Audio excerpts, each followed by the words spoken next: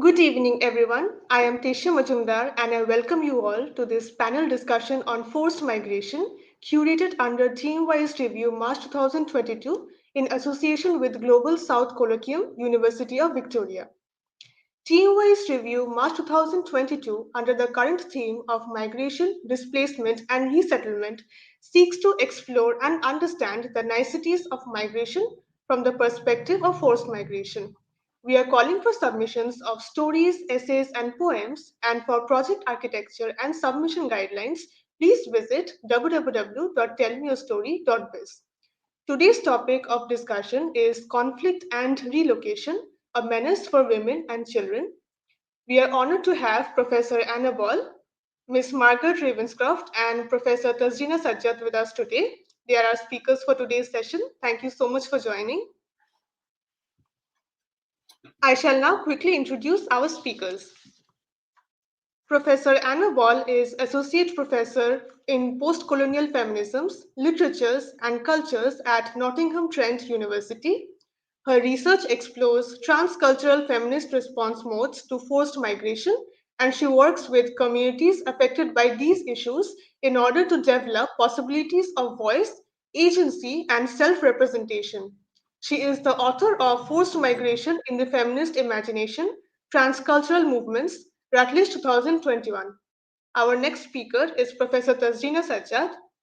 Tazreena Sajjad currently serves as Senior Professorial Lecturer in the Global Security Program, GGPS, in the School of International Service, SIS, at American University in Washington, D.C. Her areas of specialization include transitional justice, refugees and forced displacement, post-conflict governance, and gender and conflict. Her recent publications include Once We Were Refugees, Security, Solidarity, and a View from the Global South in the Journal of Refugee Studies, Refugees Welcome, The Politics of Repatriation and Return in a Global Era of Security, The Rohingyas in Bangladesh in Displacement Global Conversations on Refugee, Manchester University Press 2020. In Search of Imperfect Justice, Genocidal Rape and the Legacy of Nuremberg and Tokyo in the Nuremberg War Crime Trial and its Policy Consequences Today 2020. What's in a Name? Refugees, Migrants, and the Politics of Labeling in the Journal of Race and Class 2018. She currently serves as an advisor to Refugee Solidarity Network, RSN, and is a faculty affiliate of the Transatlantic Policy Center and the Anti-Racist Research and Policy Center at AU. Our third and final speaker for today is Ms. Margaret Ravenscroft. Ms. Margaret Ravenscroft is a PhD candidate at Nottingham Trent University. Her thesis is titled Building Space, Building Selves, Leading Everyday Places to Locate Agency in Contemporary Narratives of Forced Migrant Women. Margaret holds an MA in Aesthetics of Kinship and Community from Birkbeck, University of London. With a professional background in architectural communications, her work on representations of race and gender in the built environment has been published in industry press. So now, without further delay, we shall continue with the presentations. I request Professor Anna Ball to present her views on today's topic. Sure. Well, hello there, everyone. And thank you to Tishya and to Tell Me Your Story Review for this really wonderful opportunity to be able to speak with you on this panel on conflict and relocation, a menace for women and children. And if I may, I'll start presenting my slideshow, if that's possible now. Thank you so much. So my route into my presentation today is actually going to be via a challenge to the construction of the panel theme, because as Cynthia Enlow has written, the construction of the generic and homogenizing category of women and children is one that has in some ways served to severely limit understandings of and responses to women's forced migration by fixing women in a position of essentialized maternity that often fails to account for the complexities and specificities of their needs and identities. My focus today is, though, nevertheless on maternity, but very specifically on pregnancy and new motherhood as a significant facet of many forced migrant women's experiences. Over the next few minutes, I want to refract the way in which we respond to so-called women and children displaced by conflict by examining the figure of the refugee mother and child through a series of vignettes that emerged specifically during the so-called migrant crisis of 2015 onwards, as it manifested across Europe and the Middle East. And in some ways, this is a context which I'm particularly drawn to as a scholar who's located within the UK, because it's perhaps the closest proximity that I've had to these senses of encounters with the figure of the mother and child, but they resonate much more broadly against many other contexts, and their resonance is something that we might discuss in questions today. So through these vignettes, which are derived from political, cultural and literary discourse, I seek to establish the conflicts that do not just generate refugee maternities, but that also underpin how we know or do not know the needs of refugee mothers. And so my presentation today is called An Expectant Figure: Conflicted Discourses on Forced Migrant Maternity. So here is my first vignette, and I'm just going to speak to each of these vignettes and allow them to resonate before drawing some conclusions after presenting them. Here's my first vignette. 19th of April 2015, Istanbul, Turkey. A new life was on its way. Sina could feel it. Her hand moved over the curve of her belly, from the flatness to the swell and down again, a wave at the very centre of her being, a life wriggling and kicking in its own sea inside of her. This is the moment with which the 2016 work of literary journalism by British foreign correspondent Charlotte MacDonald Gibson opens, a literary journalistic work called Castaway: Stories of Survival from Europe's Refugee Crisis. This is one of a number of works of literary testimonial which surfaced during the increasing media attention on the so-called migrant crisis as it swept across Europe and the Middle East. And the figure of the refugee mother as our opening port of call into this crisis is a very familiar one. Here we're introduced to Sina, a smart and tough chemical engineer from Eritrea who seeks a better life for herself and her child. Presented here, though, also as an emblem of collective vulnerability, need and precarious liminality, the maternal imagery here is, of course, double-weighted. The new life, not simply that of the unborn baby, but of the safe haven sought for mother and child in Europe. The swell and wave, not only that of the amniotic fluid, but of the perilous Mediterranean Sea. The life wriggling and kicking, not just the signal of a safe, healthy baby, but an omen of potential shipwreck and drowning. Here, as in humanitarian discourse more broadly then, this refugee mother emerges as figurehead for what MacDonald Gibson goes on to describe as numerous other mothers, fathers, sons and daughters faced with similar impossible choices. To Sina, an icon, if you will, of Europe's conflicted political landscape. So here then, the refugee mother is a figure expectant with the anxieties, the fears, and the desire to care for those refugees at the border of Europe. She embodies in many ways the many political conflicts facing not simply her, but Europe at this point. Yet, a provocation for you. As she stands on the shores, we're told that Sina cares nor knows nothing for her iconic status. Instead, she wonders where she will deliver her baby. My next vignette. Second vignette.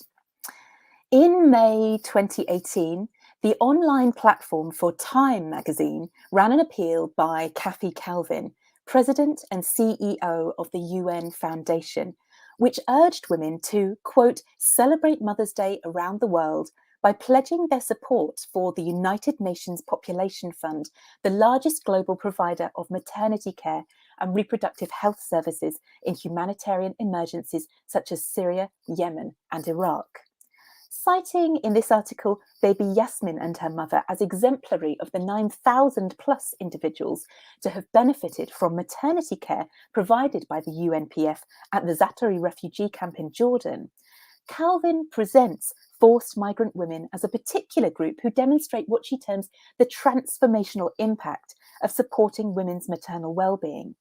not simply for the benefits to the individual, but to the global community. So supporting refugee mothers then through the maternity needs that they have, their healthcare needs, and indeed their antenatal needs, is, she suggests, of absolute necessity to the global community. Ensuring the health of women in politically precarious situations, she writes, quote, sparks a ripple effect, generating not only healthy and empowered girls and women, but more stable communities and nations of benefit to the transnational landscape as a whole. And this is a really interesting provocation, that it is through attention to gendered structures of care that we can think about addressing broader global security crises. There is within this article, though, a sting to this so-called feel-good feminist tale, right? Buy your mum support for a refugee mother for Mother's Day.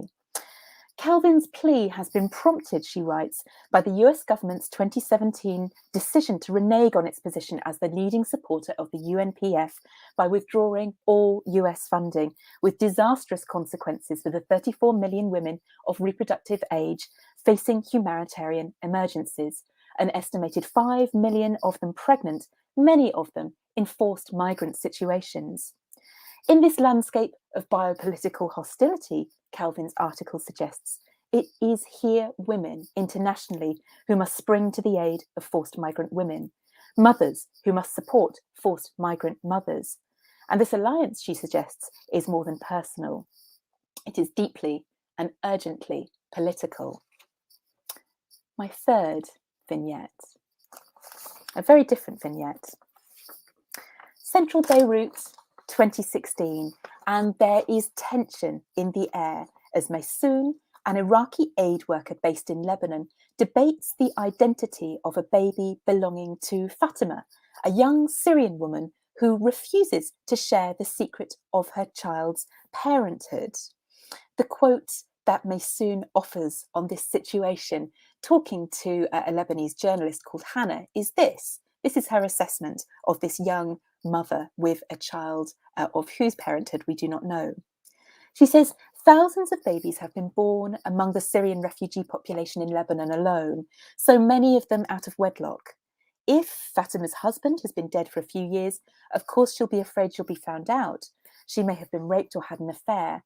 Either way, she'll be blamed for it. She thinks she's brought shame on the family. On the other hand, the child may not be hers. It's always useful to have a baby in your arms when you're on the street begging for money. She may have borrowed it for the day. This ambivalent portrait of refugee maternity, or indeed not refugee maternity, Fatima refuses to say whether she is this child's mother or not, arises in the Lebanese novelist Nada Awa-Jarrah's 2016 novel, An Unsafe Haven, a novel written in Lebanon in response to the influx of Syrian women, particularly mothers, into Lebanon at this time. While there's no formal collation of data for the number of babies born to forced migrant women worldwide, nor for the number of forced migrant women worldwide who are mothers, and that's something which we might discuss a little bit later on, why there are these difficulties around identifying how many refugee mothers there are, and hence what their needs are.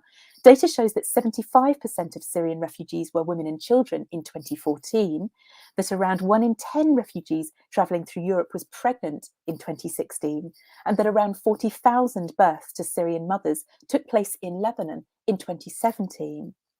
This birth rate is considered high compared to that of the wider Lebanese society, and indeed it has surfaced politically as the source of some antagonism amongst an already financially stretched Lebanese host population, where exaggerated media stories of Syrian women's birth rates have reflected a growing xenophobic sentiment.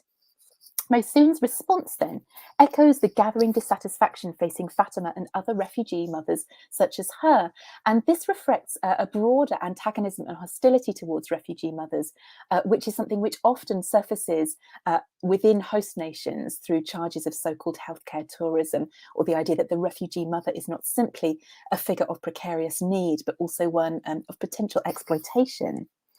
Yet, against this backdrop, Jarrah offers us a very interesting portrait of Fatima. She is a character who remains enigmatic within the novel, refusing to explain either the baby's origin or her decision eventually to have her baby adopted. Opacity, Jarrah seems to suggest, Fatima's right to refuse to tell her story and to explain herself as a refugee mother remains a source of her agency within this novel. Her refusal to identify as mother, perhaps her last remaining right. So, some reflections and some refractions to draw these vignettes into dialogue briefly. Icon of conflict, victim in need, and needy threat. All of these lenses have been used to frame refugee mothers as subjects of discourses variously caring or hostile. And they've seen her appropriated thus for her signifying power, as Agnes Woolley has put it. Yet looking beyond the cultural expectations projected onto refugee mothers as expectant figures, we in fact find maternity to be part of the complex relations of power, privilege and prestige that drive and shape forced migration and which demand much more nuanced gender-conscious analysis. Beyond her iconic status, for instance, Sina's story also alerts us to both the desire for so-called maternal sanctuary that may drive women to flee conflict and the precarious access to healthcare experienced by women on the move who cannot engage with monitoring nor consistent care without settled status. Cathy Calvin's plea, meanwhile, does not simply invite us to conjure refugee women as needy victims, but to observe the violent biopolitics of a masculinized landscape that withdraws funding for such legitimate care, while it also invites us to think carefully about the dialogue between Global North and Global South and the role of the NGO as provider of healthcare for women, so-called in need.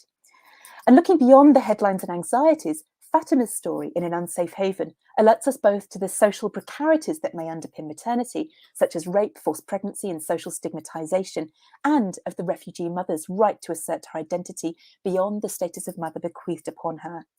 Conflict, then, is not simply a driver of women's forced migration. It is also the cultural product of the discourse on refugee maternity. Between them, these portraits offer a series of provocations then, and it's not my intention to provide answers here, I'm offering provocations. They invite us, I think, to resist infantilizing homogenizations of women and children and to contextualize motherhood as socially and politically contingent. Above all, though, they ask us to think carefully about where the voices of refugee mothers reside. In these accounts, they are as yet unheard, but it's vital that they should drive the emergent conversation. For as Jacqueline Rose reminds us, motherhood is part of the polity of nations. Given voice, space, and time, motherhood can and should be one of the central means through which a historical moment reckons with itself. Maternity, then, I would suggest, is not simply an added complication into the mix of the political experience of forced migration. It also, Rose suggests here, offers us a powerful basis for an alternative political response to conflict. Thank you for your attention. Thank you so much, ma'am. It was a wonderful presentation and very insightful. I would now like to ask Professor Tazreena Sajjad to present her views on the topic. Ma'am, you're muted.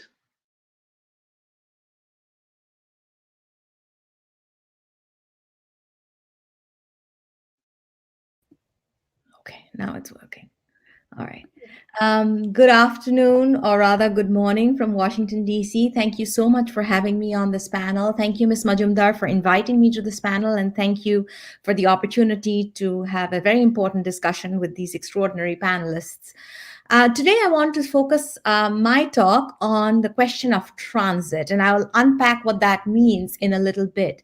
And I want to start off with a few short stories.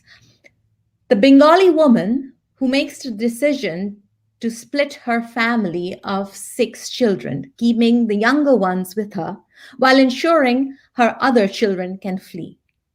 The Afghan woman who decides to commit suicide in US detention so that her child can have a life freed from incarceration. The Honduran young girl who leaves behind her family to flee gender-based persecution and domestic violence in search for sanctuary. The Nigerian woman whose body remains unidentified in the Darien Gap, one of the most dangerous land crossings that exist for migrants to enter the United States. These are some of the many complex realities that face forcibly displaced women and girls in our international system.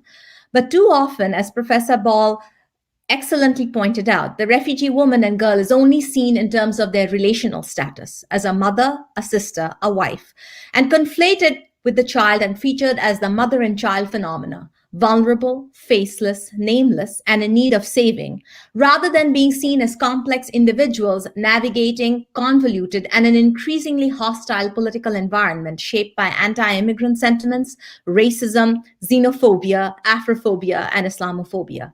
Such a framing obscures questions about their agency within constraints and their experiences, and posits them as objects at the most deserving of our detached pity and sympathy, but not real human beings with whom we can express solidarity.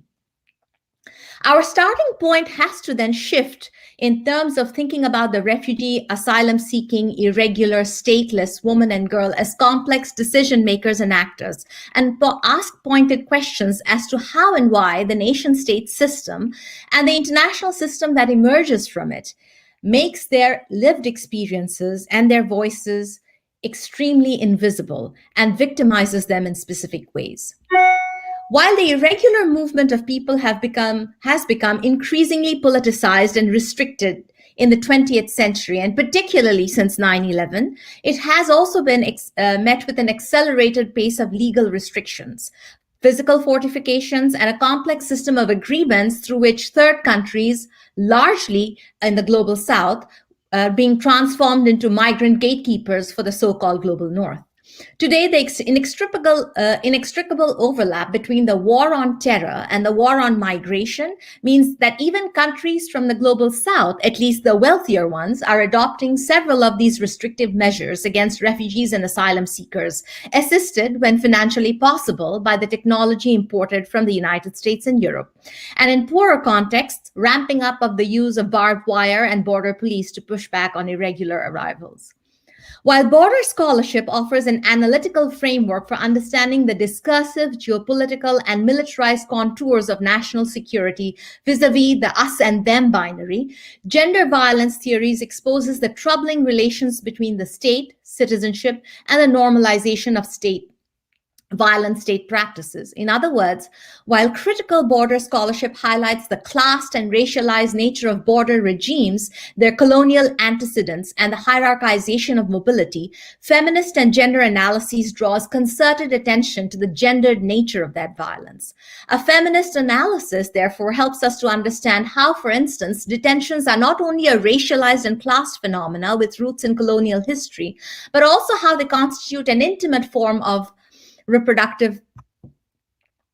constitute an intimate form of violence through mandatory family separations as deliberate acts of reproductive injustice, while generating intersectional frameworks of vulnerability ranging from domestic violence to economic injustices, nativism, enforced mechanisms in the name of national security, racial, gender, and sexual biases in immigration regimes, and the border as a masculinized project. I want our audience today to keep these links between borders and the war on immigration and the questions about fortifications in mind when considering the question of transit. Transit remains an under-examined reality in our conversations about migration, even as border militarization in its crudest forms, for example, walls and fences, to the use of technology in advanced economies in the West, for example, the use of drones, surveillance techniques, aircrafts, are part and package of the violence legitimized against the refugee and the asylum seeker in the name of national security. Gender plays a crucial role in constituting specific ways in which vulnerabilities emerge for those in transit. Emerging research underscores that women and girls face specific vulnerabilities as a result of family separation, lack of community and family protection, psychosocial stress and trauma, physical abuse, risks of exploitation and extortion, rape, transactional sex, human and organ trafficking by smugglers, criminal groups, and individuals along the route, particularly if they are traveling alone. Health complications for pregnant women and issues of reproductive health render women and girls, including trans women, particularly vulnerable.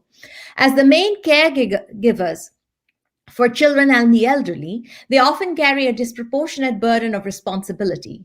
On sea journeys, Women may face additional risks as they're often placed below decks with children, which carry a higher risk of death during a shipwreck. There are also increased possibilities of suffocation from toxic exhaust fumes from drowning by incoming water, while trying to attempt to rescue their children because of the heavier garments many of them tend to wear. If you're even going to look at the data that exists on migrant women's deaths in transit, the data remains extremely scant globally. So according to the 2018 Missing Migrant Project run by the International Organization for Migration, in 2017, the vast majority of recorded migrant women's deaths were due to drowning in the Mediterranean on their route or in the effort to try and reach the secure or assume secure shores of Europe. In 2017, 64% of the migrant women who perished and drowned compared to 42% of the men. On land, migrant women and girls lose their lives as a result of being exposed to harsh environments, illness, lack of medical care, vehicular deaths, and other forms of violence that remain unknown. When crossing the US-Mexico border, the risks that face women include sexual assault, abandonment, and death. A study conducted by the Binational Migration Institute found that women were nearly 3 times more likely to die of exposure than men. And some researchers have linked this imbalance to the tendency of smugglers to perceive women as liabilities while en route, which increases the likelihood of abandonment, exposing them to mortal danger in the desert. Yet, except for random coverage, as we see, particularly, the most with regard to the Mediterranean, we fail to connect the dots between border fortifications, weaponization of natural terrain such as the desert, the forest, water bodies by states, and the intentional ways in which irregular journeys are made more dangerous and death becomes routine and invisible. Data collection on migrant deaths, as I mentioned earlier, is scant, but it is also an extremely recent phenomena spurred on by what was defined as quote unquote Europe's migrant crisis in 2015, a little earlier than that in 2014, although the vast majority of refugees and asylum seekers continue to remain in the countries of the global south. But basic information such as the sex of the migrant who is reported dead or missing and the conditions of their death remain largely invisible in terms of available data. Each of these deaths, we have to keep in mind, are not only enormous preventable tragedies, but also when you happen to be the main caregiver in a family, for instance, a mother, you leave behind an enormous impact on the lives of the orphan children. I want to end with one note on COVID-19, which has even greater implications for border management and experiences in transit. Violent migrant pushbacks that we are witnessing in the context of Europe, that we have witnessed in the context of family separations in the United States, and we are seeing across in different places, including in places of the global south, for instance, Turkey or Pakistan and other contexts, have become even more common. For instance, irregular migrants have been dropped off in the Sahara Desert, bused to Mexico's desolate border with Guatemala and beyond, or have been left adrift either in the Mediterranean or, in the case of the Rohingya, in the Bay of Bengal, with countries like Malaysia and India refusing to take them in.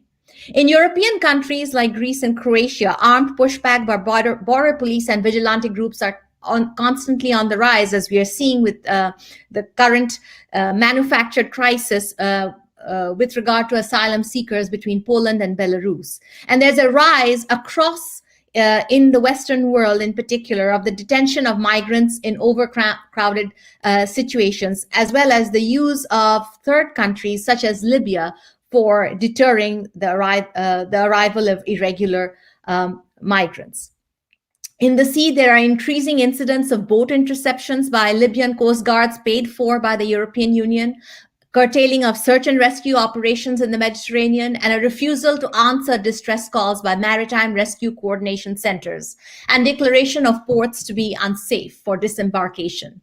As suspension of border management procedures continue to leave thousands, if not millions, stranded in transit, it is critical to ask how they deepen specific types of risks and challenges that face migrant women and girls. One direct consequence of border closures, particularly relating to COVID-19, have also been the intensification of xenophobia, exposing vulnerable migrants, including women and refugee asylum seekers, to the threats of violence by state forces as well as far-right groups, while reducing their access to emergency services. A second dimension of the acceleration has been in terms of greater health insecurity. For instance, if you are a migrant or an asylum seeker at the US-Mexico border, you might, where women and girls constitute the larger numbers with asylum seekers with children, there have been denied access to clean water, soap, protection materials, and been forced to live in makeshift, overcrowded, and unhygienic conditions, an environment ripe for a deadly outbreak.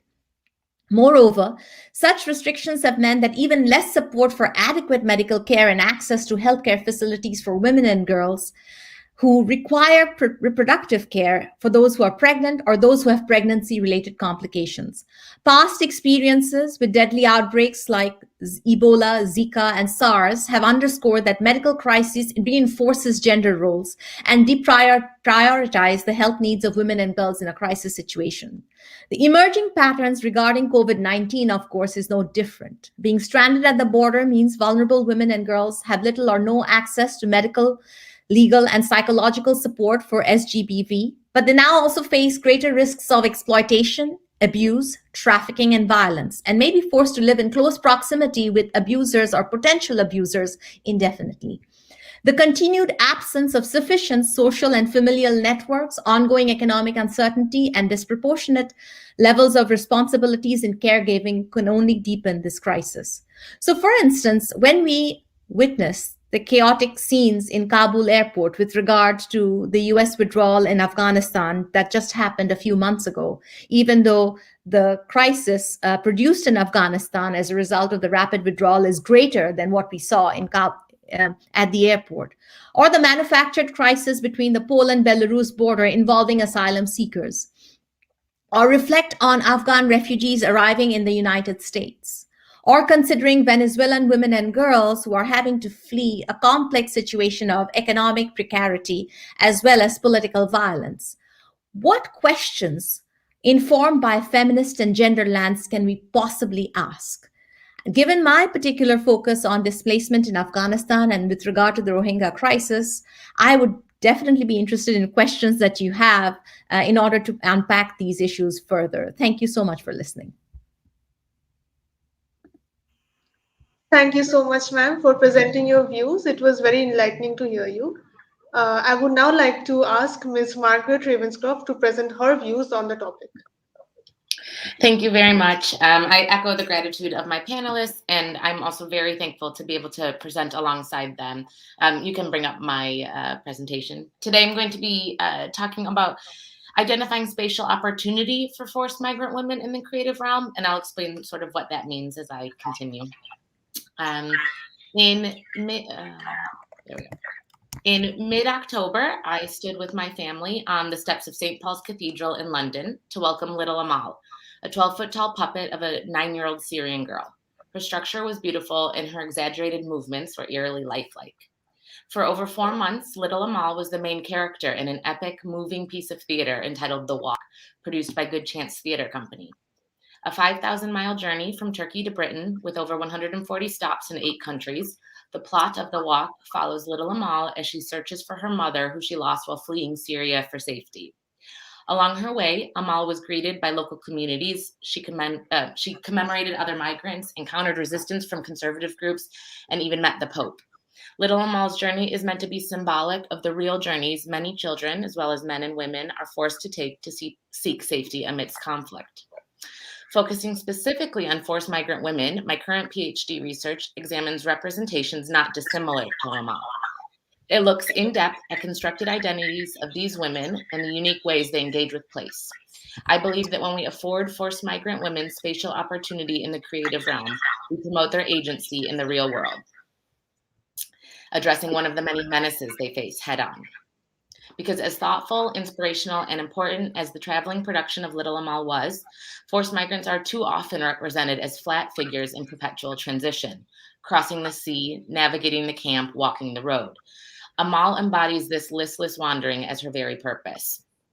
I suggest that broadly, forced migrant women, and we may consider the girls that Amal represents in this category as well, may be considered doubly on the move, according to theorist Gloria Anzaldúa, doubly threatened, in their simultaneous passage between migrant and gendered structures, never fully safe or entirely empowered. And with mostly flattened or worse absent writings and readings and performances, media and the academy have failed to flesh out the ways that forced migrant women and children act, resist, identify, and perform in their already liminal livelihoods. Today, therefore, I will discuss how we may read against the prevailing narrative of forced migrant women as passively passing objects to whom the journey of displacement merely happens.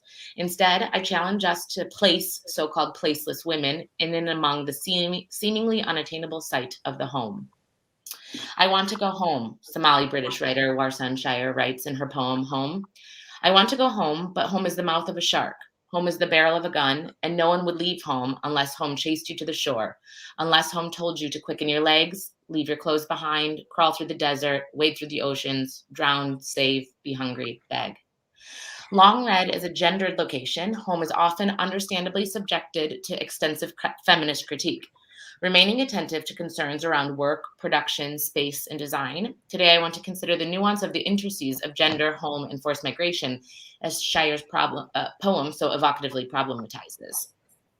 Avtar Bra speaks to the wider domestic experience of migrants. As she notes, home is the lived experience of locality for the migrant. It is a discourse of locality, the place where feelings of rootedness ensue from the mundane and the unexpected of daily practice. So continuing on from Bra and Anzaldúa, we can recognize that for forced migrant women, home and the path to it is an even more complex site regarding freedom and oppression than for others.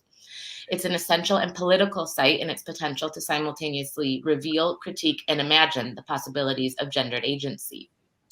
So as a counter to the intentionally homeless character of Little Amal, I suggest we look briefly at a memoir by author, human rights advocate, and Rwandan genocide survivor Clementine Wamaria and the Girl Who Smiled Beads. This was written in collaboration with journalist Elizabeth Wheel.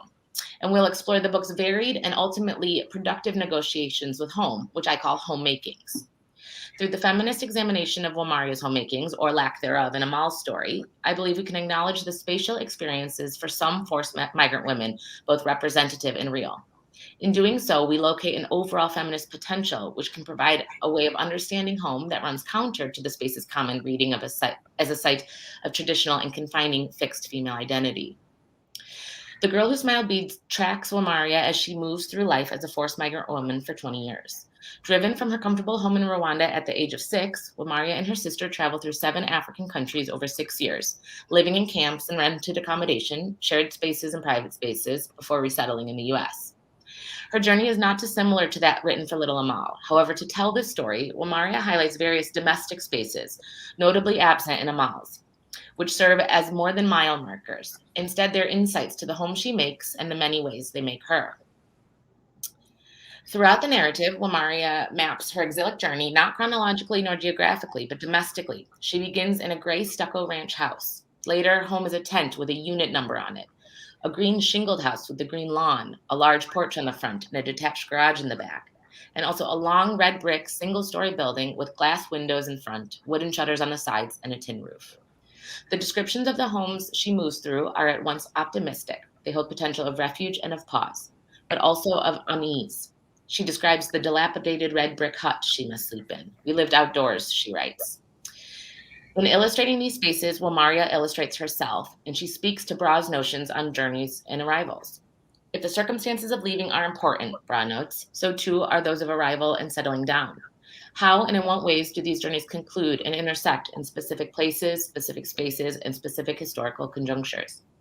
Examining those conjunctures, where and how they happen to Wamaria, or where and how she makes them happen, show that she is assembling and asserting an agency in conditions of conflict which seek to strip it from her. In Malawi and Zaire and Tanzania, Wamaria lists where she is to explain who she is. This is amidst ordinary and extraordinary safe semblances of home. In our backyard and our front yard, she writes. The apartment was on the 3rd floor, across the street from a brothel. In these diverse spaces and places, Wamaria home makes as a practice of self-making or self-identification. Performing home is an intentional approach for her, as it is for many forced migrants, specifically, though not solely, around domestic and gendered roles. One of the most valuable skills I learned while trying to survive as a refugee was reading what other people wanted me to do, Wamaria confesses at the beginning of the book. For Wamaria, there's persistent movement, persistent rehoming, and therefore persistent homemaking through blending and adapting. Each home creates a new self. To illustrate this, as we've seen, she takes time in each chapter with each new location to sketch her varied homes, their uniquenesses and differences.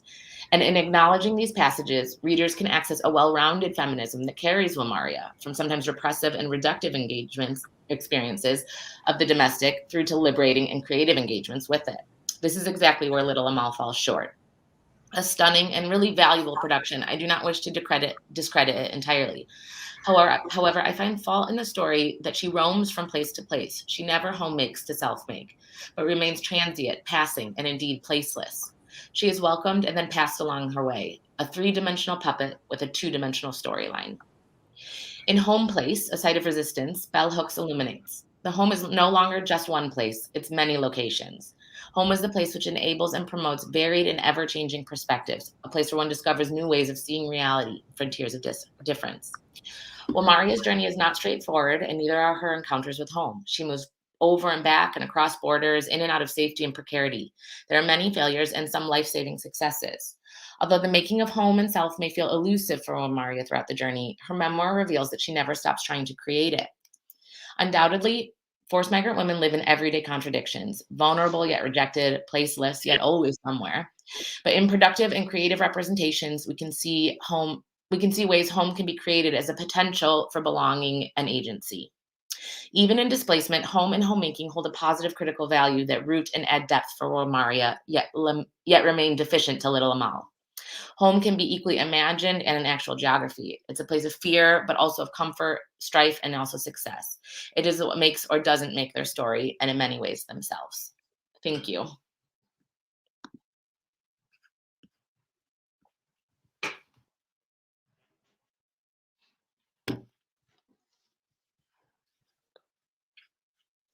I think maybe Tishya's frozen.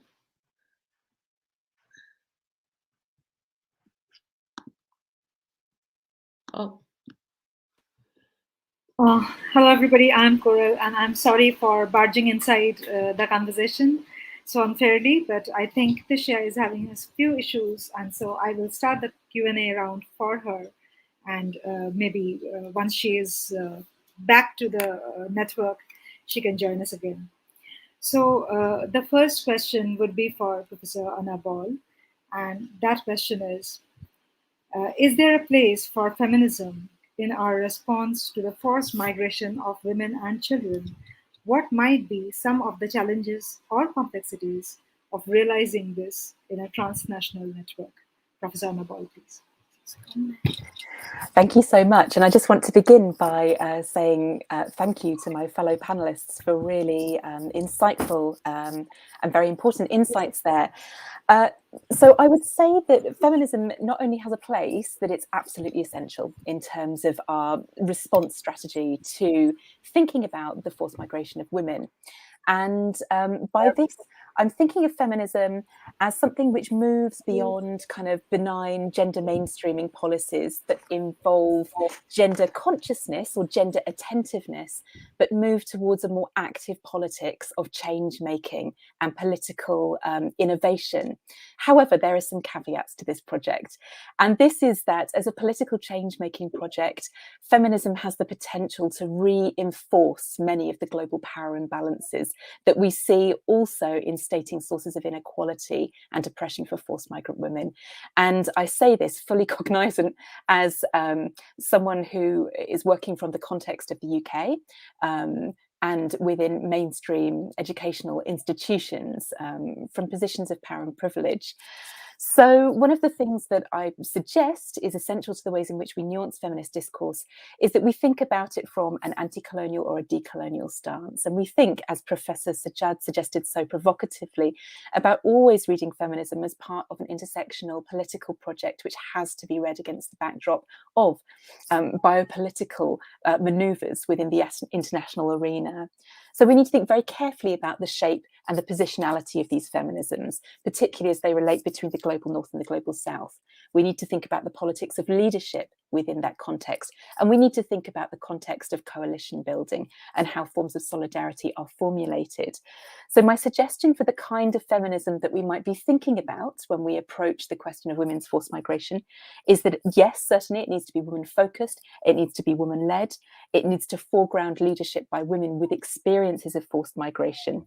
It needs to involve sharing of resources and platforms, but it needs to be also a feminism which is complexly aware of its political status and of the political machinations that underpin it. So there's no straightforward feminism that we can draw on here, is my response to that question. Tishya is back with us. Hi, Tishya.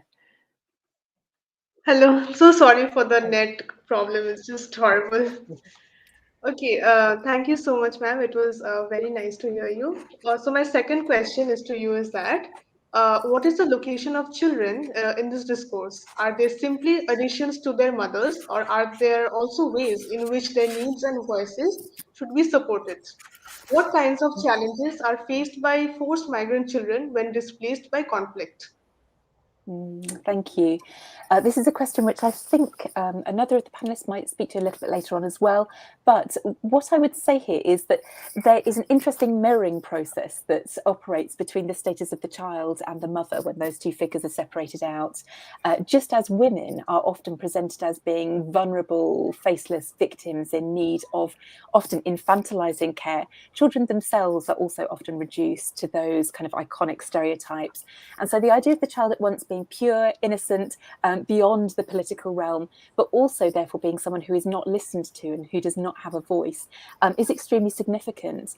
And this is important because within the material landscape, children face significant material and practical limitations and difficulties, which may relate to lack of structures of care and support, lack of continuity during their asylum claim being processed, lack of access to education, lack of access to material resources, lack of access to education. I just wanted to point briefly towards some of the very productive programmes that have been set up within the UK in order to address the needs, particularly of children and young people during their asylum claims. Some of these are fostering programmes, which involve the placement of children within families for prolonged periods or for periods of respite, and those are vital to allowing them to experience forms of family life and support beyond institutionalised settings. But we've also got a really fascinating educational facility here in Nottingham, the UK, which is called Nest. And this is an independently funded organisation. It's a unit which is attached to a mainstream British state school, but it provides specialist educational care for children from 12 years upwards, for children who are in the process of having their asylum claims assessed and who would not otherwise have access to mainstream education. And this is a fantastic facility in that it gives young people the opportunity to work towards skills building, qualifications, also peer-to-peer support and community. These are things that are very necessary in order to guard against what is one of the most significant threats to young people's well-being when they're seeking asylum, and that is in fact their mental health, the difficulties that they experience in terms of trauma and in terms of isolation. So children's voices need to be heard, especially refugee children, and yeah, they face a lot of problems. So my first question to Professor Tazreena is that refugee women and girls in transit are often prone to sexual assault and gender-based violence during their journeys. In this context, what is your view on the question of justice and human rights violation, and how can such harassment be prevented? Thank you for the question. I want to preface this by saying that in our geopolitical imagination, rape and sexual violence only happens to girls and women, and the reality on the ground is that men and boys are also heavily targeted for rape and sexual violence, as well as, of course, children are targeted by rape and sexual violence, and the transgender community is also targeted by rape and sexual violence. So it is a multi-dimensional, complex challenge with horrifying consequences across genders. But to answer the question about refugee women and girls in terms of their experiences with rape and sexual violence, there are several questions I would want the audience to think about. First, who are the perpetrators? Second, under what conditions are these violations taking place? And once we grapple with those, then we have a better insight into the extent and ways in which such violence can be addressed or not addressed, and the ways we can reconceptualize thinking about what transit actually means for those who have to embark on irregular journeys. So to respond to the first part, armed groups and criminal groups at times, though not always human smugglers and human traffickers, and there are distinctions between these two groups, are the ones that we immediately think of in terms of, who violate women and girls in transit. But there are other actors that we also need to consider who commit such violent crimes with impunity, given that that such movement is chaotic, can involve family separation, absence of trusted family support structure and protection, as well as the vulnerability of women and girls to strangers. We also have to think about then the fact that border security forces, including obviously state-sanctioned border security forces, border patrol, vigilante groups, all in the name of national security in order to deter the entry of refugees and asylum seekers, and knowing that they can function without impunity in many contexts, also participate in this kind of act. There is, for instance, an overwhelming number of cases, including in the irregular routes to Europe and the transit to the United States, where you have large numbers of women and girls who have been subject to rape and sexual violence. And although data, again, is very sketchy still on this subject, it is estimated that at least about 90% of so women and girls who attempt to cross as undocumented into the United States through northern Mexico experience some form of sexual assault. And it's the same overwhelming numbers, around 80% or more of individuals who are trying to cross into Europe through the Mediterranean, through the Libya route. And then again, these are the areas where we have the most amount of data. We still don't have data about transit in other contexts. And so, when you have, for instance, a protocol, relating to do not deport women, especially in the middle of the night, and you ignore this policy in order to deter migrants from crossing again, that is also a set of circumstances under which rape and sexual violence can happen. And of course, victims of such sexual violence have no recourse because they're often either repatriated or deported, and there are absolutely no possibilities for pursuing justice or enabling their perpetrators to act with impunity. Now, rape and sexual violence are obviously not just attacks upon human dignity and human rights of the individuals in question, but they're also serious violations of international human rights law. And they can cause forced and unwanted pregnancies, debilitating reproductive health issues, particularly when they're left untreated. And then, of course, when we talk about transit, we also have to consider not just the journey itself, but also the context of transit countries where people may try and pass through, but also may remain stuck, if not for years and months, sometimes even generations. Refugee camps, which I would say are places that have become areas of permanent temporariness. And so even though there is complexity in the discussion about refugee camps, particularly in transit camps, you have a lot of possibilities of women and girls being targeted by different kinds of actors, not just only by the ones that we can easily identify for violations of their human rights and their human dignity. So one way of thinking about how do we address this in the context of transit, I know this, I'm going to be extremely provocative when I say this, but it's important for us to think that irregular and dangerous routes exist only because safe and regular routes do not. So for any citizen in the Western context or from a very socioeconomically high context in the countries of the global South, they never have to travel through irregular journeys because they have the passport, they have the possibility of accessing visas if they need one, and certainly they have the means to be able to go from point A to point B. So when safe and irregular routes are not available, when dangerous routes open up, that is obviously one way in which you increase the vulnerability of women and girls to rape and sexual violence, as well as other forms of violence. So it is something for us to think about. How do you expand and increase an understanding of safe and legal routes for individuals who are having to flee multiple reasons of forcible displacement? In the context of transit camps, or even more broadly speaking, refugee camps, you have to think about strategically, first of all, who are the people who are in the decision-making processes of camp security. A lot of the times, these are external actors, NGOs, quote-unquote specialists coming in from the so-called global north. But at the core of all that decision-making process, in terms of camp layout, in terms of location of camp latrines, in terms of, the ad hoc showers that are sort of placed, in terms of lighting, it is the women and girls and obviously the civilians who have to live in these transit and refugee camps who should be at the center of that decision-making process. So if you are waiting, if a young girl or a woman has to wait in the context of Greece or in the context of Pakistan for the dead of the night when they can go to a bathroom, where there is very little lighting, where there is possibilities of being harmed, then obviously the structural ways in which the camp life is being thought of is obviously increasing questions of vulnerability.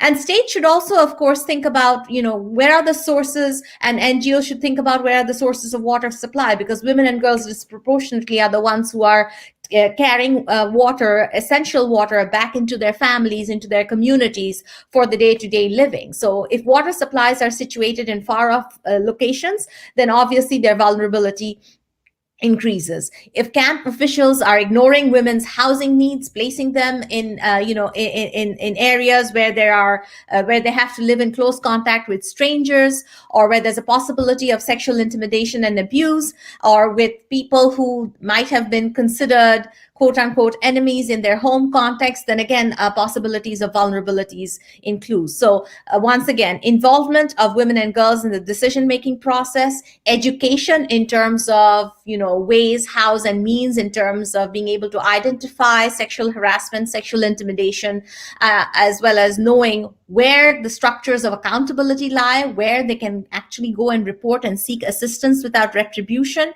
access to sexual and reproductive health care in transit camps, as well as care for treatment, including for fistulas that arise from sexual violence and complications during delivery or other reproductive health complications, psychosocial support for victims of trauma and sexual violence, family planning services, prevention of treatment of HIV/AIDS.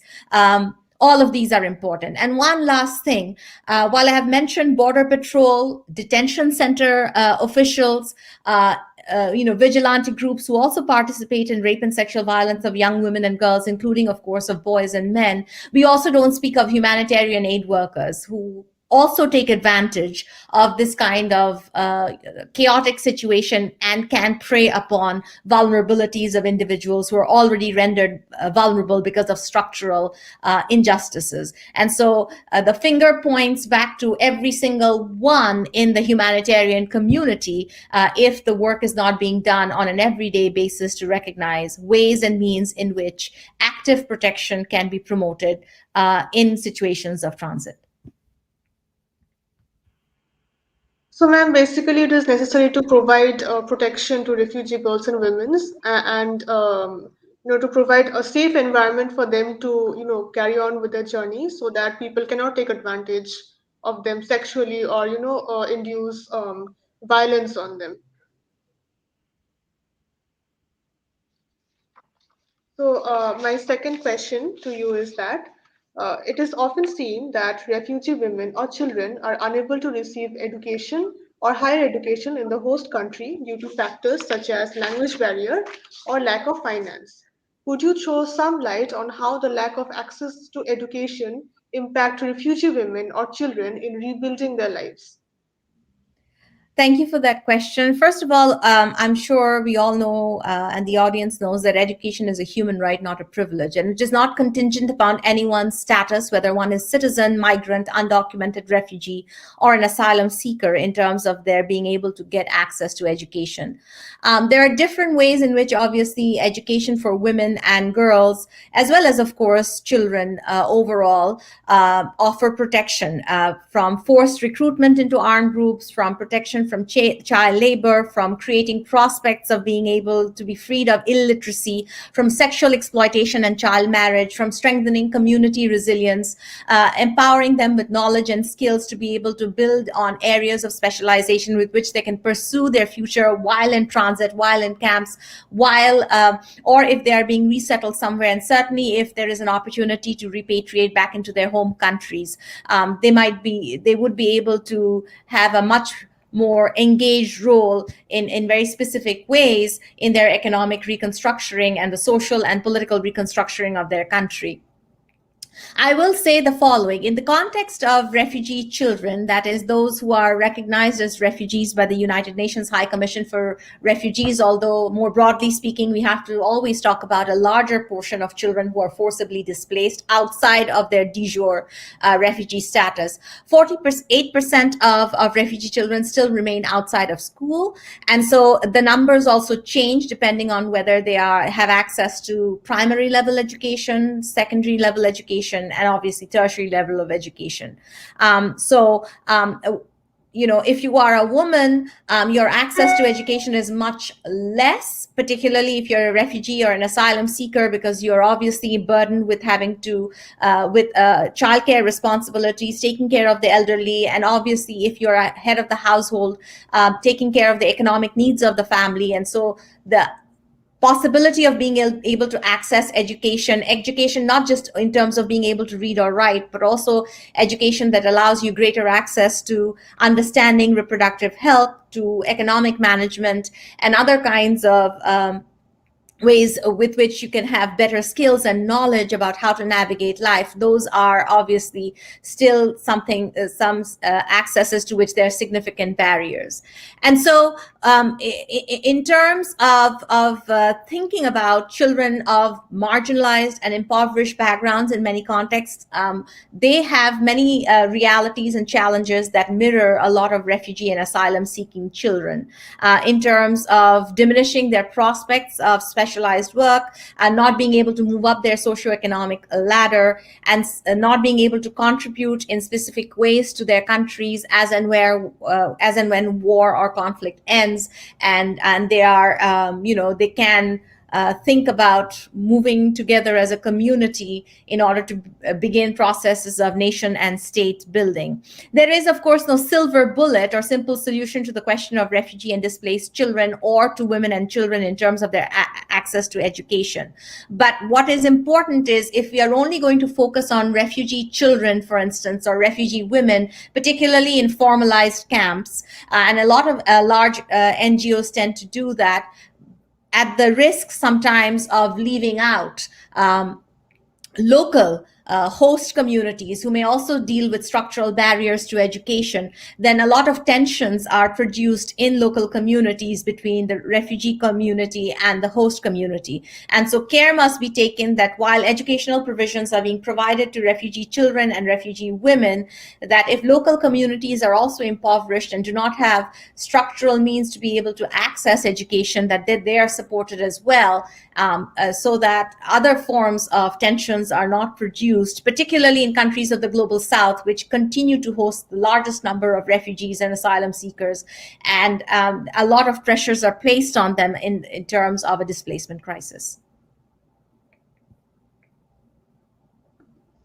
Thank you so much, ma'am. So basically, do you also think that the women and children in the host community get better opportunities than the refugee women and children? Are you asking a follow-up question now? Yeah, yes. No, this is not what I'm saying. What I'm saying is that if you have a large-scale movement of refugees in a context where the local community is also struggling, right, with access to basic infrastructure, which happens across the board. So, for instance, if I were to tell you, in the case of the Rohingya moving into Bangladesh, where that part of the country is one of the poorest, right, and if their large-scale NGO focus is only on education for refugee women and children, but where the local communities are seeing over time that they don't have access to schools, they don't have access to the basic needs that they have, then that can produce tensions in the local community, and that can produce other kinds of xenophobic sort of resentment, which are well-founded in terms of recognizing the fact when there's a disproportionate level of assistance going in certain places. So whenever there is international engagement and involvement, that balance, that very sensitive balance that needs to be struck between the local community and the refugee community needs to be addressed. Otherwise, you are not doing the work of sustainable peace building in any way, shape, or form. What you're doing is producing, broader fault lines, which will create tensions in the long run. Thank you. Thank you so much, ma'am. Am I audible? So now I shall move on to Ms. Margaret Ravenscroft. So my first question to you is, refugee women are often misrepresented, stereotypically represented, or underrepresented in media and literature. They are often thought to have a secondary role or as vulnerable and submissive. How, according to you, are the forced migrant women viewed by others in their commentaries and writings?